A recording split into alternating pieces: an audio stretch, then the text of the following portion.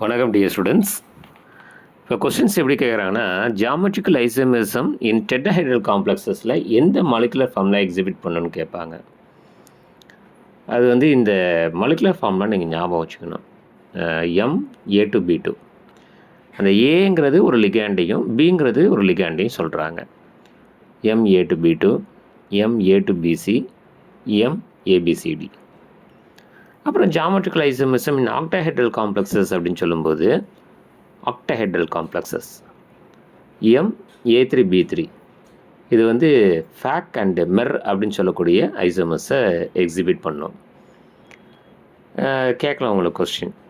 Fake and மெர் ஐசோமர்ஸை exhibit பண்ணக்கூடிய அந்த காம்ப்ளெக்ஸோட formula என்னவாக இருக்கும்? MA3B3, அப்புறம் MA4B2, அப்புறம் இது ஒரு bidentate ligand. So AA twice B2 அப்படின்னு கொடுக்குறாங்க. இது கோஆர்டினேஷன் நம்பர் 6. அல்லது MAA twice BC, ரைட்டுங்களா? ஸோ இந்த மாதிரி இருக்கக்கூடிய மாலிகுலர் ஃபார்முலா இருக்கக்கூடியது ஜியாமெட்ரிக்கல் ஐசோமெரிசத்தை எக்ஸிபிட் பண்ணும் இந்த ஆக்டாஹெட்ரல் காம்ப்ளெக்ஸஸில்.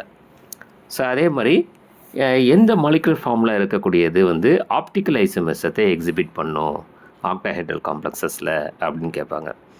சரிங்களா? ஸோ இந்த மாதிரி இந்த டெட்ராஹெட்ரல் காம்ப்ளெக்ஸஸ், ஆக்டாஹெட்ரல் காம்ப்ளெக்ஸஸ் மாதிரி ஆக்டாஹெட்ரல் காம்ப்ளெக்ஸஸில் ஜியாமெட்ரிக்கல் இல்லை, ஆப்டிக்கல் ஐசோமெரிசத்தை எக்ஸிபிட் பண்ணக்கூடியது என்னென்ன ஃபார்முலா அப்படின்னு கேட்பாங்க. ஸோ அதையும் நம்ம பார்த்துக்கணும்.